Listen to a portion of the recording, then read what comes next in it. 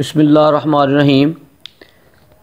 हर ख़बर की तह तक देखते रहें डॉक्टर फैसल जुवैद की रिपोर्ट्स।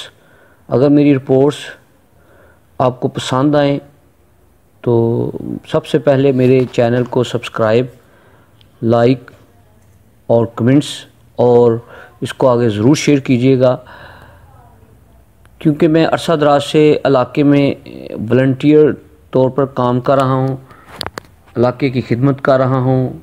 करप्शन, जुल्म, पुलिस की ज़्यादतियाँ, हर तरह की ख़बर जो है पूरी कोशिश करता हूँ कि आवाम तक जो है ना ये तमाम मनाज़र जो हैं वो हमको दिखाए जाएँ कि लोग क्या करते हैं। अब मैं आपके सामने जो एक फुटेज चलाने वाला हूँ, वीडियो वायरल हुई है। इटली पलट जो पाकिस्तानी है उसकी वीडियो है, बड़ी अहम वीडियो है। उसमें अहम पैगाम है कि इटली पलट जो शहरी था उसने कोरोना बारे हुकूमती इक़दामात के बारे इल्ज़ाम और इंकशाफात किए हैं, जिसमें इटली पलट शहरी ने कोरोना टेस्ट बारे बड़ा हुकूमती पोल खोल दिया है, जिसमें उसने तमाम चीज़ें क्या क्या हॉस्पिटलों में होता है, कहाँ कहाँ उनको ज़लील ख्वार होना पड़ा, यानी इस मुश्किल वक्त में, यानी कि किधर किधर जाना पड़ा है। उसकी तमाम वीडियो जो है पूरी गौर से सुने और ज़रूर सुने और रिज़ल्ट निकालें। जी अस्सलाम वालेकुम जी भाई जी, जेड़े हाफसाबाद ते गुजरांवाला ते लाहौर दे बंदे ने उन्हां वास्ते वीडियो बनाना पिया। पिंडी पट्टियां भी कर लो विच सारा कुछ।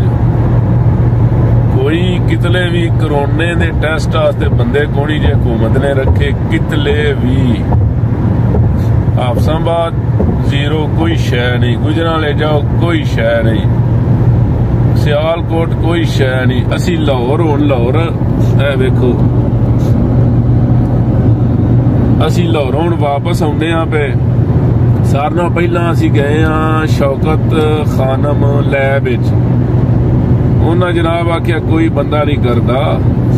चुगताई वाले कोल गए हाँ, वो आने 7 दिन बाद। इस्लामाबाद गल्लां ते उन्हां कोल कोई चीज़ ही कोई नहीं जिन्ना दसना है कि पॉजिटिव है या नैगेटिव है। वो आने नहीं सैंपल इस्लामाबाद गल्लां दे।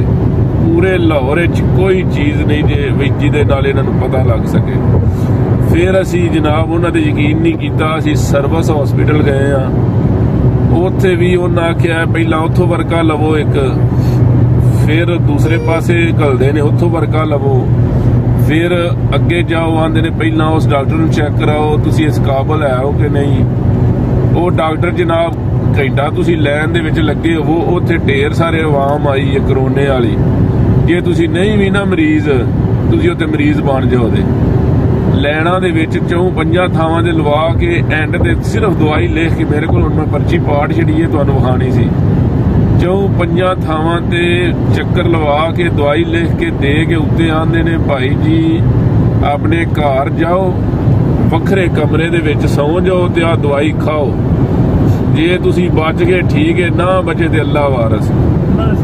फिर सानू एक दोस्त का फोन आया जिन्ना हॉस्पिटल जाओ। असी जनाब जिन्ना हॉस्पिटल गए हैं, उत्थे भी यही हिसाब है। लैना च लगो, कोई चेक चुक नहीं करते। फिर एक बंदे सानू आख्या तुसीं दसो इटली तो आए हो, बाहरों आए हो तो तुहाडा अर्जेंट कर देंदे। असां फिर दस्सिया सानू 15 दिन होए ने इटली तो आए हाँ। फिर भी उन्हां कोई नहीं कीता। उन्हां आख्या भाई जी इत्थे शै ही कोई नहीं, असीं तुहाडा किवें करिए, इस्लामाबाद है या कराची है बस।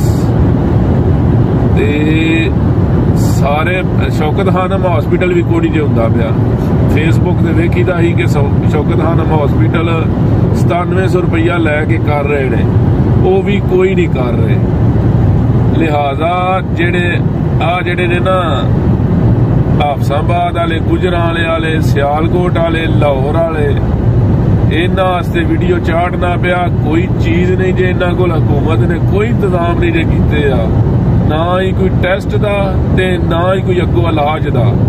इलाज वास्ते कोई एक बंदा मरिया, वो भी इन्हां साइड ते कढ छड़िया सी। उस कमरे च कोई बंदा नहीं सी जांदा, ओनू जनाब दवाइयां दे दे के ना मार के वो भी बंदा मुका छड़िया।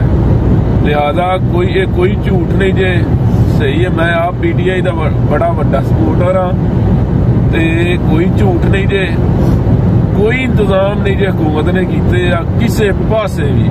जेड़े भरा नूं शक है वो बेशक जाके पता कर लवे, लैने च लग के एंड ते दवाई लिख के दे हटदे जे, आंदे जे अपने घर जाके दवाई खाओ।